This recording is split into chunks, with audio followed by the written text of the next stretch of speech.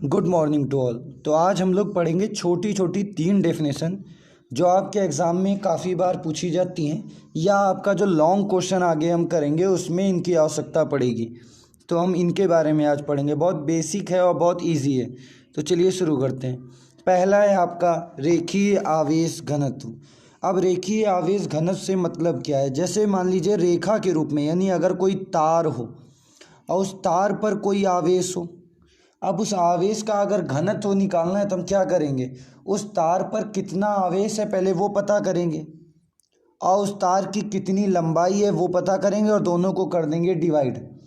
तो एकांक लंबाई में कितना आवेश है वो आपका निकल आएगा।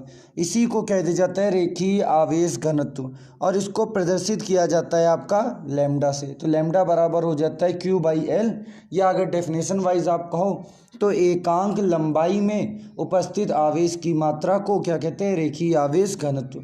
या इन टर्मों के नाम उल्टे भी लिए जाते हैं, इनका लिखा जाता है आवेश का रेखीय घनत्व।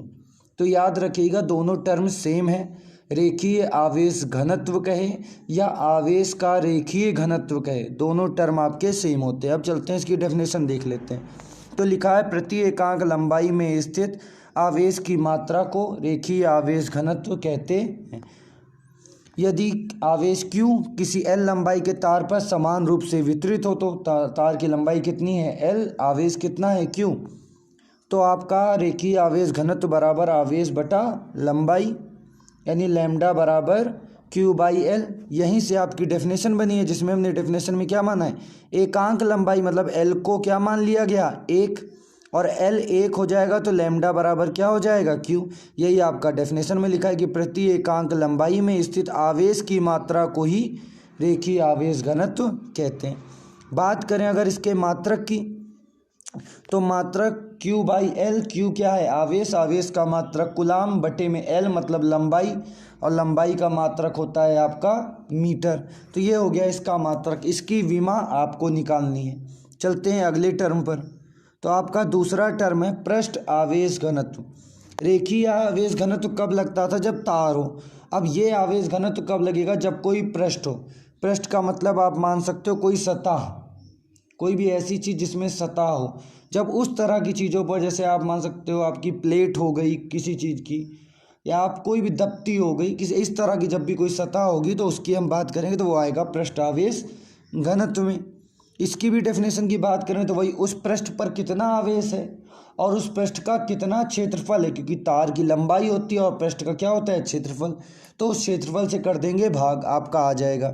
इसको रिप्रेजेंट करा जाता है आपका छोटा सिग्मा से। छोटा सिग्मा आपका आधा ना की तरह बनता है, बराबर कितना आवेश है तो मान लिया आवेश कितना है Q, और पृष्ठ का क्षेत्रफल कितना है तो मान लिया A। तो सिग्मा बराबर हो जाता है Q/A। फिर से A को क्या मान लेंगे? 1। तो सिग्मा बराबर किसके हो जाएगा? Q के। वही हमने डेफिनेशन में यहाँ पे लिख दिया है कि प्रति एकांक क्षेत्रफल में स्थित आवेश की मात्रा को पृष्ठ आवेश घनत्व कहते हैं, या इसका भी दूसरा नाम होता है, कह दिया जाता है आवेश का पृष्ठ घनत्व, उस तरह भी बोल सकते हैं इसको। अब यदि आवेश Q किसी पृष्ठ क्षेत्रफल A पर समान रूप से वितरित हो तो आपका पृष्ठ आवेश घनत्व बराबर आवेश बटा क्षेत्रफल। यहाँ से वैल्यू रख दी तो सिग्मा बराबर Q/A।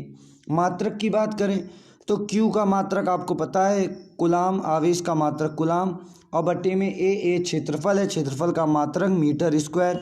तो कुलाम प्रति मीटर स्क्वायर या कुलाम बटे मीटर स्क्वायर, तो ये आपका मात्रक लिखा है कुलाम प्रति मीटर स्क्वायर। यहाँ पर ध्यान दीजिएगा, ये जो बीच में तिरछी लाइन है इसका मतलब होता है बटे, तो ये चीज़ ध्यान रखिएगा आप लोग। कुलाम प्रति मीटर स्क्वायर है, बटे में है मीटर स्क्वायर, तो कुलाम प्रति मीटर स्क्वायर, इसकी भी विमा आपको निकालनी है। आगे चलते हैं तीसरे टर्म पर। तीसरा है आपका आयतनिक आवेश घनत्व या आयतन आवेश घनत्व या आवेश का आयतन घनत्व, तीनों चार नाम से इसको बुला सकते हैं। बात करें ये क्या होगा? अभी पहली सतह में हमने क्या लिया? तार लिया था, तो रेखीय हो गया। इस तरह का पृष्ठ ले लिया तो वो हो गया पृष्ठ आवेश घनत्व। और आयतन का मतलब कोई ऐसी वस्तु ले लें जिसका आयतन हो, यानी सिंपल समझिएगा, तार इसमें आ गया, वर्ग और सर्किल की बात करें तो इसमें, पर जब आयतन आवेश घनत्व की बात करेंगे तो क्या आ जाएगा? गोला, जैसे फुटबॉल, उसमें क्या होगा? आयतन। या घन ले ले कोई, और उस पूरे घन में आयतन में आपका आवेश फैला हो, तो ऐसी कोई वस्तु लेंगे तो वहाँ पर क्या हो जाएगा, आयतनिक आवेश घनत्व। इसको रिप्रेजेंट करा जाता है आपका रो से। तो रो बराबर कितना आवेश है, तो मान लिया क्यू। आयतन कितना है, तो वी बटे में। वी को एकांक मान लिया तो क्यू बराबर किसके हो गया, रो के। यही आपका डेफिनेशन में यहाँ लिखा है कि प्रति एकांक आयतन में स्थित आवेश की मात्रा को आयतन आवेश घनत्व या आयतनिक आवेश घनत्व कहते हैं। यदि आवेश क्यू किसी वस्तु के आयतन वी में समान रूप से वितरित हो तो आयतनिक आवेश घनत्व बराबर आवेश बटे आयतन। फॉर्मूला हो गया रो बराबर क्यू अपॉन वी।